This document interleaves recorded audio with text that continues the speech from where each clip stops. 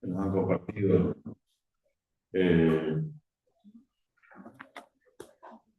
Nos han guiado para alabar al Señor. Acá hay una fuga por las dudas, porque después no se lo olvida, después se empiezan a correr las cosas, aviso, y que avisan no traicionan. Bueno, ahí tenemos, Dios mediante, el tema que vamos a compartir.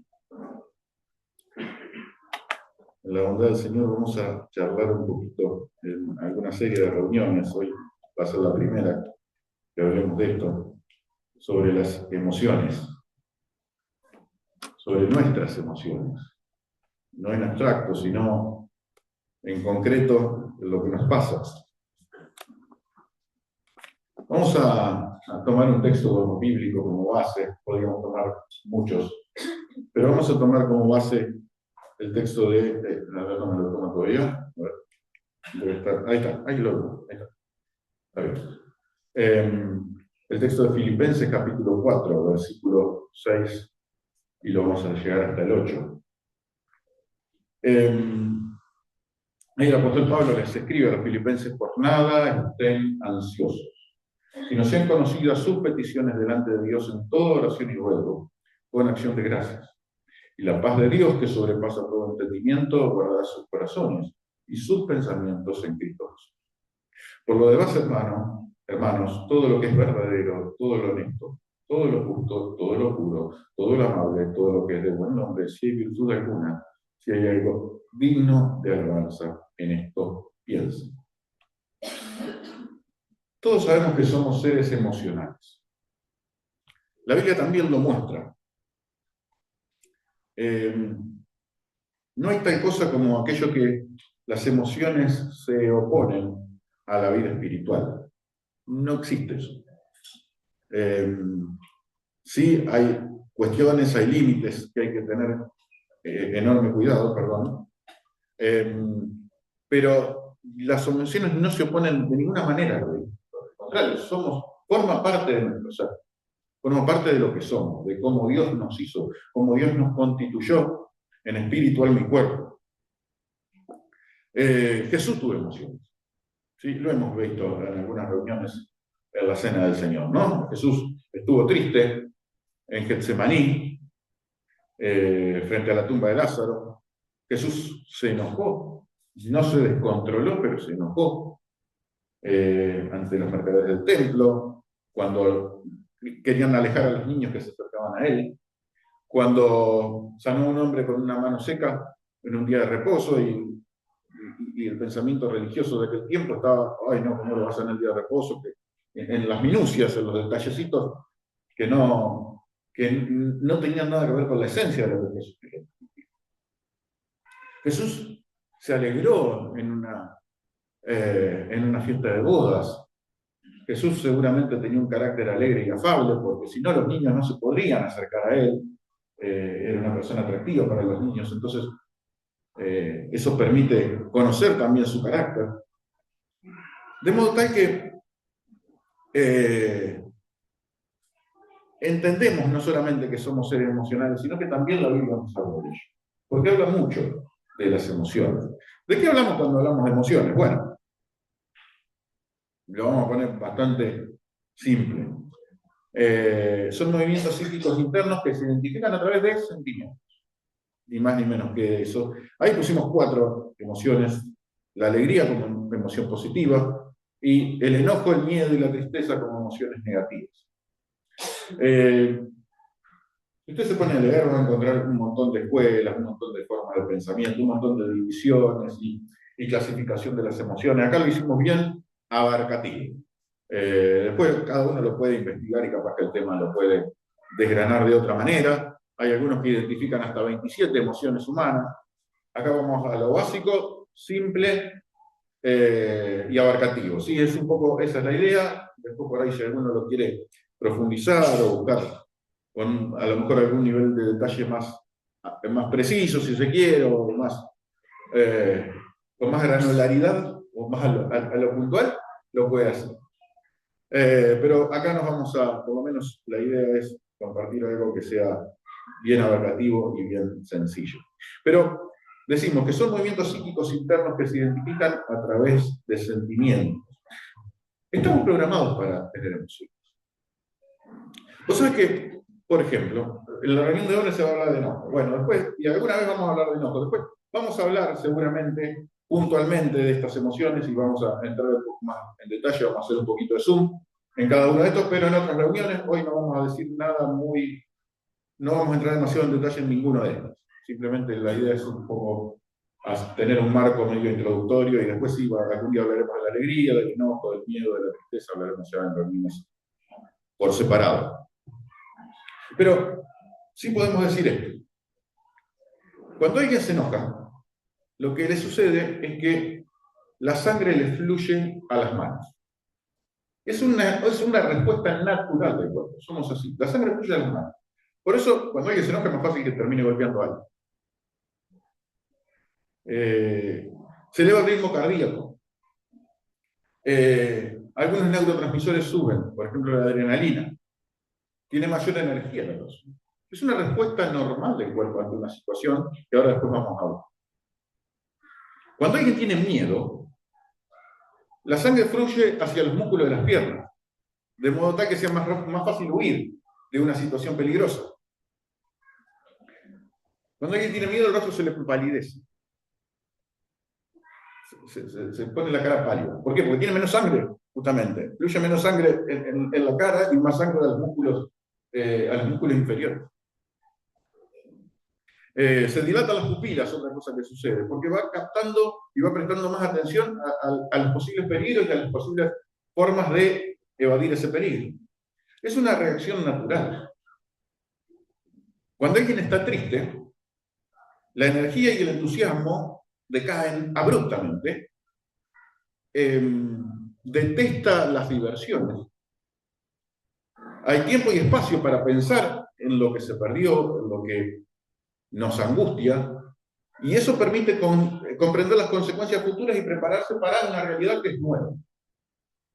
Eso sucede cuando alguien está triste. Lo que podemos decir cuando vemos esto es que ninguna de estas tres cuestiones son malas. Al contrario, Dios nos programó así. Son cosas que en realidad son buenas. El miedo nos sirve para no ser inconscientes y que no nos atropelle un vehículo en cualquier lado cuando tenemos que andar por la calle, por ejemplo, para no pasar semáforos en rojo inconscientemente. El enojo es positivo también, porque si vemos una situación de injusticia, no podemos estar tranquilos y caminar por la vida contentos. Porque hay situaciones que requieren a veces que nos enojemos o que nos moleste o que nos inquiete. ¿Quién no se ha molestado por el caso de la chiquita Agostina y las cosas terribles que hizo este hombre? Bueno, es una reacción normal, no es algo necesariamente malo. Cuando hay una pérdida, es normal también ser triste. Y es una respuesta natural que necesita la persona, el cuerpo y todo, ir desarrollándolo y ir elaborándolo. Son reacciones que son incluso automáticas, que Dios nos hizo así, y que no necesitamos andar pensando, por ejemplo, cuando hay una situación de peligro, supóngase que viene, entra por esa puerta alguien calzado con una AK-45. ¿Y qué vamos a hacer? Bueno, hermano, vamos a cantar el coro número... ¡No!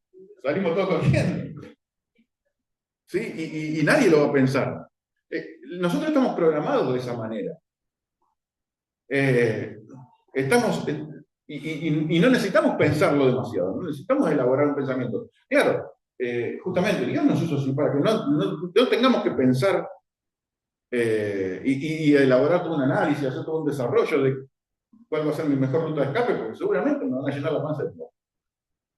Entonces, entendamos que las emociones en sí mismas no son malas, al contrario, Dios nos ha hecho así. Ahora hay algo interesante que la Biblia muestra. Y me gustaría profundizar un poquito y ver algo al respecto. En la Biblia, las cuestiones emocionales se asocian en forma metafórica, y a veces no tan metafóricas, con una parte del cuerpo, que es el corazón. Y se habla del corazón muchas veces. Pero no solamente con el corazón, del cual por ahí estamos más acostumbrados ahora.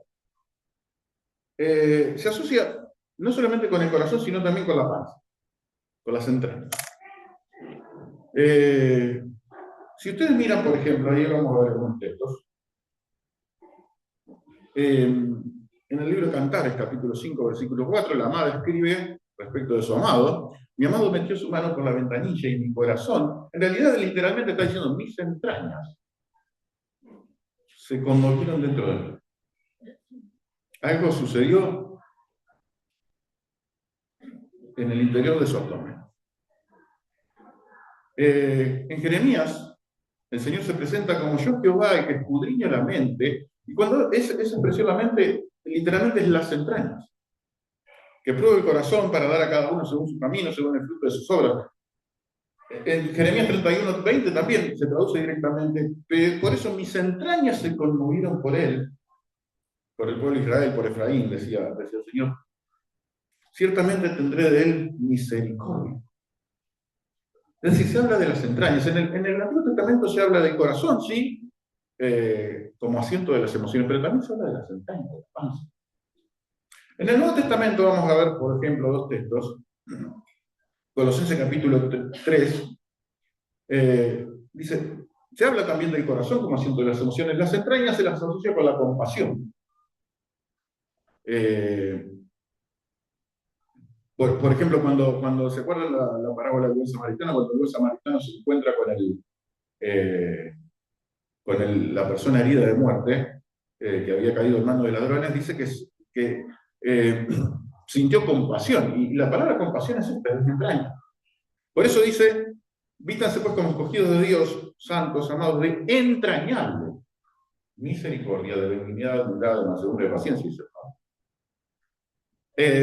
levantándose, dice que el hijo pródigo, la parábola del hijo pródigo, Lucas 15, vino a su padre, cuando aún estaba lejos, lo vio su padre y fue movido a misericordia, se le movieron las entrañas. Esa es un poco la expresión. Y la Biblia fue escrita, el Nuevo Testamento hace 2000 años, el Antiguo Testamento en un periodo mucho más largo, pero pasaron los años, los siglos, los milenios, y los neurocientíficos se han dado cuenta de cosas que la Biblia ya decía hace años que existían. De hecho, no hace falta ser neurocientífico para darnos cuenta de que cuando hay un problema emocional muchas veces tenemos dolor más. Dígame si no. Muchas veces hay úlceras, hay estreñimiento, o por el contrario, hay diarrea. Y surgen por causas emocionales. De hecho, hoy, ya esto no es ni siquiera una teoría, está absolutamente comprobado, y se lo llama, y no es una metáfora, sino es una realidad, se llama que el intestino es el segundo cerebro. No es algo metafórico, es algo real. ¿Por qué? Porque posee, esto lo teníamos acá en el siguiente, posee un sistema nervioso autónomo, que es independiente del sistema nervioso central, aunque se conecta con el cerebro. Se llama sistema nervioso entérico, que surge de los intestinos.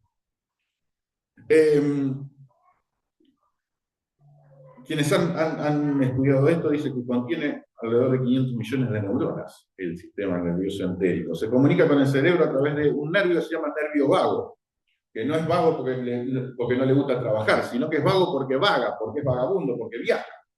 Esa es un poco la idea de decir nervio vago. El nervio vago es el segundo más largo del cuerpo, después del nervio ciático. El nervio vago se conecta desde, ahora lo vamos a ver. Mirá, ahí después lo volvemos pero fíjense que se conecta desde, tiene distintas terminales en distintas partes de distintos órganos del aparato digestivo, y que se conecta a los intestinos y llega hasta el cerebro. Tiene conexión con el hígado, con el vaso, con los intestinos sobre todo, y después va atravesando todo el cuerpo hasta llegar al cerebro.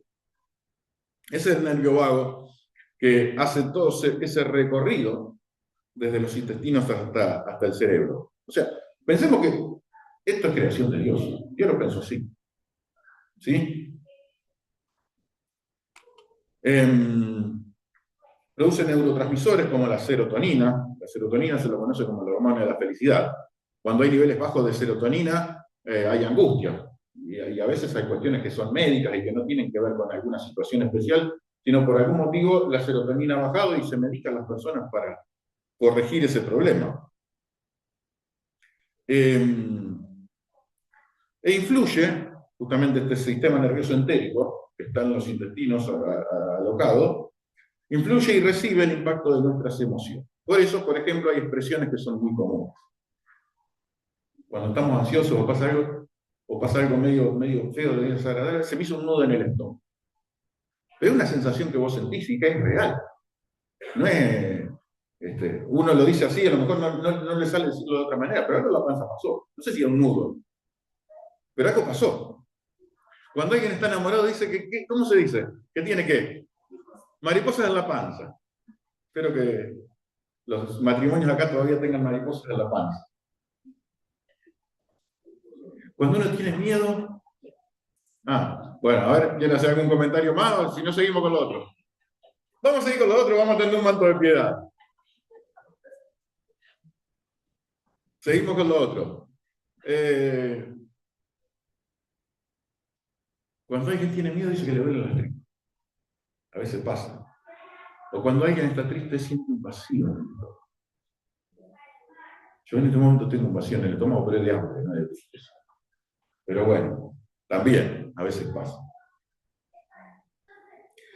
Ustedes saben que el sistema nervioso entérico se puede mejorar. Mejora con una buena alimentación. Lo que le hace bien al sistema nervioso entérico es reírse, por ejemplo. Es cantar. Tenemos el privilegio de alabar a Dios. Y leemos la Biblia que alabar a Dios hace bien. Bueno, hace bien en serio. Porque estamos hablando de algo espiritual y que se conecta también con algo físico que Dios ha preparado así. Cantar hace bien. Por supuesto, una buena alimentación, decíamos. También la respiración lenta le hace bien al sistema nervioso entérico. Y de hecho también la meditación. Por eso es que, y a veces sucede que en religiones orientales y demás que practican la meditación, la persona después de practicar alguna meditación se siente mejor corporalmente hablando. Claro, es algo que va a ser bien por un lado y mal por el otro.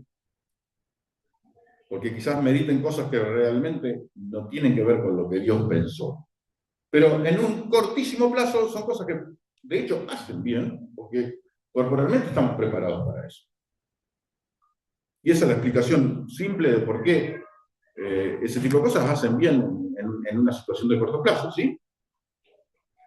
De modo tal que entendemos y que nos muestra la palabra de Dios, algo que mucho tiempo después tardó en comprobarse, lo que nos pasa en la paz.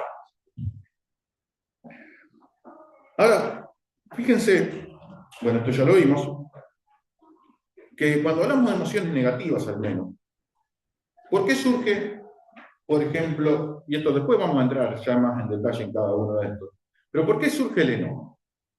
El enojo surge ante la sensación real de justicia de injusticia. Simplemente eso. O se cometió una injusticia para con vos, o para con algún ser querido, y capaz que está mal, y por eso la sensación puede que sea real, puede que no. Puede que uno esté equivocado en su pensamiento, pero no importa en ese caso si la cuestión es real o no, porque si yo pienso que es real, me voy a enojar igual, aunque no sea real. Y eso es el enojo. Y por eso decimos al comienzo que el enojo, y de hecho, la palabra dice que está bien que nos enojemos, pero que no lleguemos al pecado, que no se ponga el sol sobre el enojo, ¿no? Eso lo vamos a entrar más en detalle.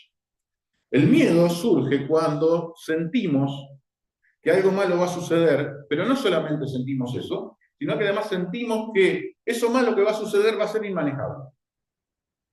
No voy a ser capaz de manejar esa situación.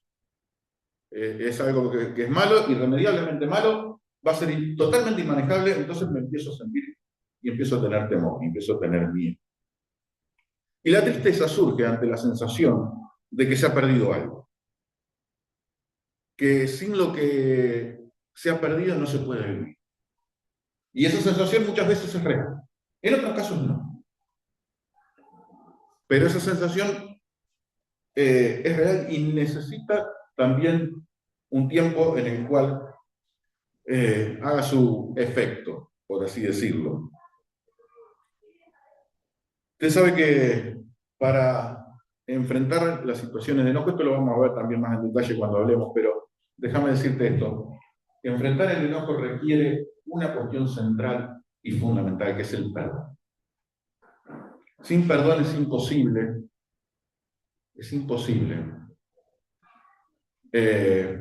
hacer que frene o que pare la angustia que causa el enojo. Frente al miedo, lo que es imprescindible e imperioso es poder ser capaces de enfrentar el miedo. Y tener en cuenta también, la palabra, esto lo vamos a ampliar un poco más en detalle también, pero tener en cuenta que no es solamente una cuestión de enfrentarlo por pechito argentino, sino enfrentarlo tomado de la mano de Dios. Y tener en cuenta que el verdadero antídoto para el temor, para el miedo, es el amor. El perfecto amor echa fuera el temor, dice el primero. Tema por ahí para ampliarlo. La sensación de pérdida, la tristeza tiene que desarrollar un proceso. Y el duelo es un proceso, y un proceso complejo, muchas veces largo, y requiere ser elaborado. Y no se puede saltear etapas, y no se puede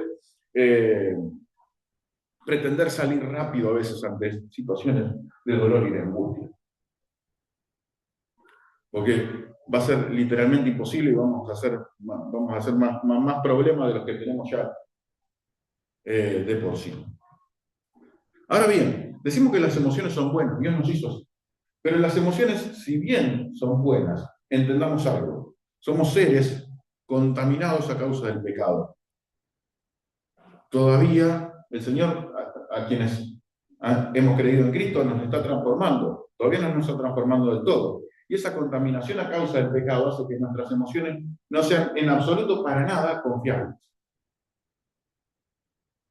Son buenas en parte porque Dios nos hizo así, pero no son confiables. De ninguna manera son confiables para nuestra toma de decisiones, por sobre todo. Fíjate lo que dice el libro de Jeremías, capítulo 17, en el versículo 9, en realidad no solamente el 10, sino si tomamos un versículo antes, en el 9, dice que engañoso es el corazón más que todas las cosas y perverso. ¿Quién lo conocerá? ¿Quién puede conocer el corazón? Bueno, Dios dice, yo Jehová escudriño las entrañas, pruebo el corazón, para dar a cada uno según su camino, según el fruto de sus obras. El corazón es engañoso. Las emociones no son malas en sí mismas, son buenas, pero no se engañan. Muchas veces lo que sentimos no coincide con lo que de verdad sucede. Muchas veces lo que sentimos es una sobrereacción a lo que de verdad sucede. A veces sí, a veces no. Pero el punto es que cuando las emociones nos controlan a nosotros, nos podemos llegar a descontrolar. Y cuando las emociones se descontrolan, el enojo se transforma en furia. Y una discusión a veces de tránsito, porque uno no me dio el paso, porque uno frenó en una esquina, se transforma con que uno saca una manza loco y le pega un palo por la cabeza al otro conductor, por ejemplo. Cuando se descontrola el miedo, incurrimos en pánico y no nos podemos mover. Cuando la tristeza se descontrola, caemos en la depresión. Y aun cuando la alegría, que vos decís, bueno, la alegría, ¿qué tiene de malo? Es una emoción positiva, sí, pero cuando la alegría se descontrola, perdemos la autonomía. O tomamos de más, o consumimos alguna sustancia fuera de lugar, o también perdemos la capacidad, de alguna manera, de ser dueños de nosotros mismos. Con lo cual, las emociones necesitan ser puestas bajo el control. Y el único que puede darle control a las emociones es el Espíritu Santo de Dios. No hay manera. Las emociones no se pueden reprimir. A veces tratamos de hacerlo. Y eso no nos va a hacer bien. Seguro que nos va a hacer daño. Pero así como es tan malo reprimir las emociones, es tremendamente malo ser controlado por las emociones. Entonces, ¿qué hacemos? Gran pregunta esta. La única explicación, la única posibilidad que tenemos es que la mente sea renovada.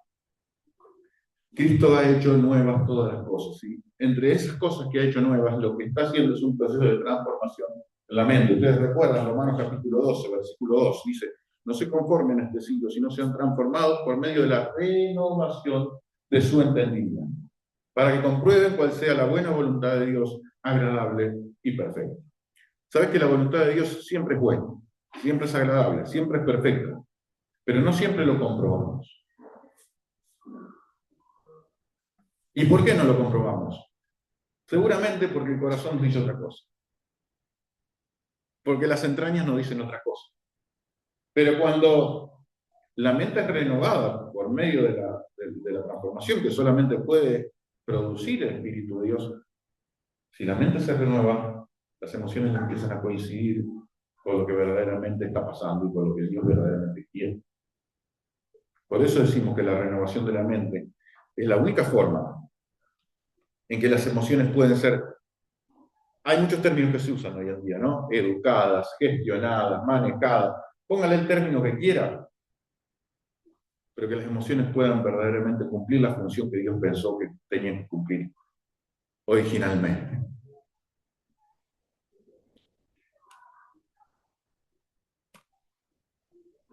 Y volvemos a Filipenses capítulo 4.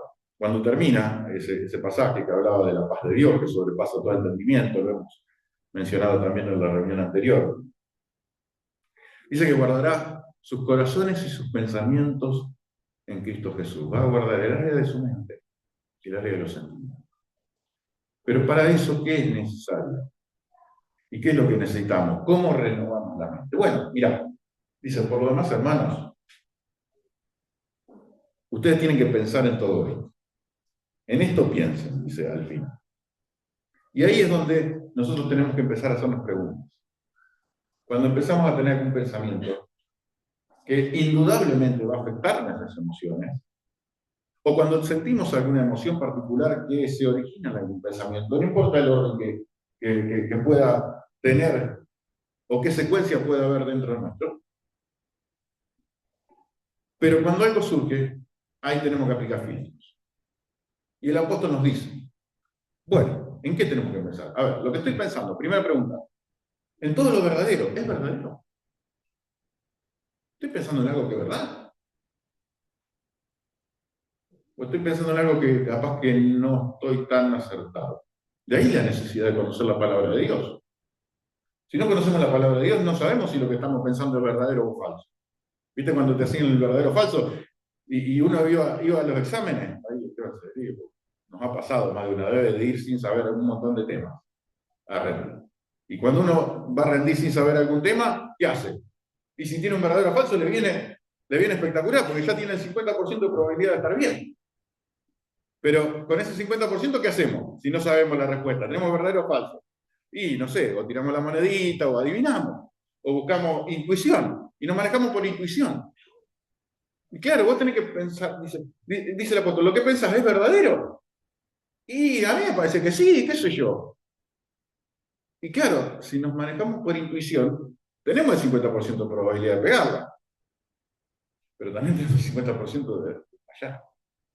Y déjame decir que el 50% de probabilidad es muy alta para cosas de la vida que son importantes, para decisiones que tenemos que tomar. No puede estar 50 y 50.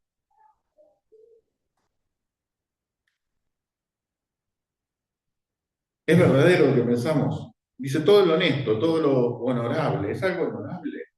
¿Puede estar sujeto a reproche? ¿Le da Dios a los demás y a mí el valor que realmente tiene cada cosa? ¿Eso es algo honesto? ¿Eso es algo honorable? ¿Es justo? ¿Es correcto ante los ojos de Dios lo que estoy pensando? ¿O Dios se ofendería con ese pensamiento? A lo mejor a veces pensamos cosas que son justas, porque algo puede ser justo y pensamos algo que verdaderamente es correcto a los ojos de Dios. Y pensamos hacer algo, por ejemplo, que es justo. Pero ¿sabes qué? A veces lo justo no es puro, porque lo hacemos por motivaciones egoístas. Esto es algo, y viene entonces la siguiente pregunta. Por ahí está bien, es algo justo, pero es algo puro. ¿Por qué lo hago? ¿Qué motivación tengo? ¿Lo hago porque quiero que me aplaudan?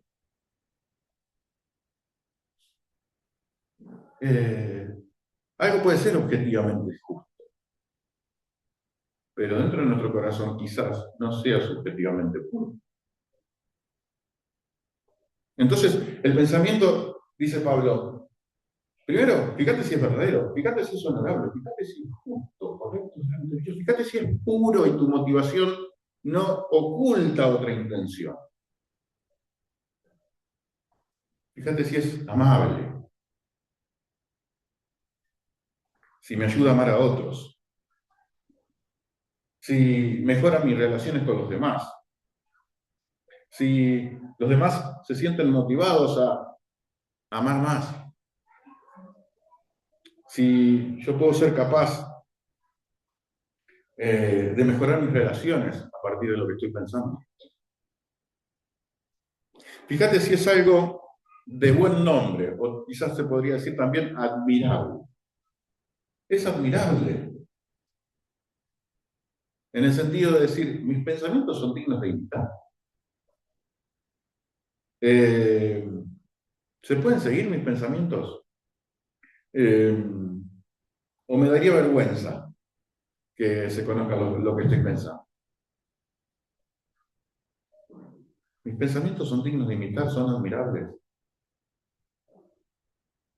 Si hay virtud alguna, es algo virtuoso. Es algo que me hace mejor persona, me hace estar más cerca de Dios. Última pregunta. Si algo de todo eso que no quedaba, si hay algo digno de alabanza, ¿alguna otra virtud, alguna otra cosa buena que no haya estado mencionada en esa lista que se te ocurra? ¿Se puede mencionar de lo que estoy pensando? Bueno, esos son los filtros que necesitamos aplicar en todo lo que pensamos para que nuestra mente se renueve, para que nuestra mente cambie y para que nuestras emociones sean lo que tienen que ser. Para que nos enojemos cuando haya que enojarse y ese enojo tenga su límite y su control por la obra del Espíritu Santo. Para que estemos tristes cuando pasan cosas desagradables y feas y perdemos algo. Y esa tristeza tenga también su desarrollo y su tiempo de maduración. Para que tengamos miedo de lo que corresponde, de los miedos reales. No que tengamos miedo de cualquier cosa, de cosas que sean absolutamente exageradas, que sean fuera de lugar, que nos paralicen, que nos terminemos cayendo en pánico. Para que la obra del Señor se pueda desarrollar en nuestra vida, para que nos alegremos también con los que se alegran, para que disfrutemos de las cosas lindas de la vida. Necesitamos renovar, necesitamos ser renovados, necesitamos entender lo que hay dentro nuestro, entender nuestras emociones, entender de dónde surge y entender que nos tienen que llevar a un lugar que sea positivo, un lugar que nos haga bien.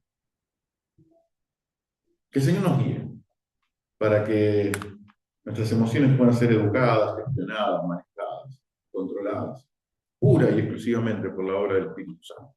No por otra cosa. No por otra cosa. Luego vamos a ir por ahí haciendo zoom, haciendo foco en cada uno de estos puntos, pero que el Señor nos guíe, nos ayude a valorar lo que significa la comunión con Él, lo que necesitamos de conocer su palabra, de conocer su persona, de estar cerca suyo, para que Él obre, para que nos transforme, para que nos cambie y podamos sentir de acuerdo a lo que Él pensó que nosotros teníamos que sentir. Amén. Oramos. Gracias te damos, Señor, por este tiempo que nos has regalado. Gracias por tu bendición, por tu cuidado, porque nos has permitido, Señor, venir a meditar en tu palabra, a entender, Señor, lo que vos tenés para decirnos, a buscar tu rostro, a alabar tu nombre, a ponerlo en alto,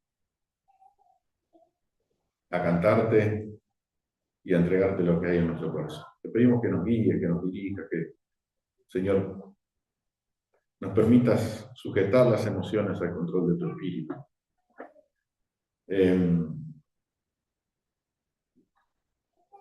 Para que nos permita, Señor, recibir lo que vos querés que recibamos, desechar lo que querés que desechemos, pensar de acuerdo a lo que vos querés que pensemos, que nuestros pensamientos sean filtrados por lo que tu palabra espera de nosotros, Señor, que podamos pensar todo lo justo, todo lo honesto, todo lo amable, todo lo bueno, todo lo que sea puro. Señor, queremos alabar tu nombre, queremos ponernos bien en alto, queremos agradecerte por tu poder, por tu bondad, por tu misericordia, por tu enseñanza. Te pedimos que nos guíes, Señor, en la semana que tenemos que comenzar, en cada paso que demos, en cada decisión, en cada charla, en cada momento, que podamos ser un reflejo del carácter de Cristo, que podamos ser un reflejo de ti. Te pedimos todo esto en el nombre de Cristo Jesús. Amén. Amén.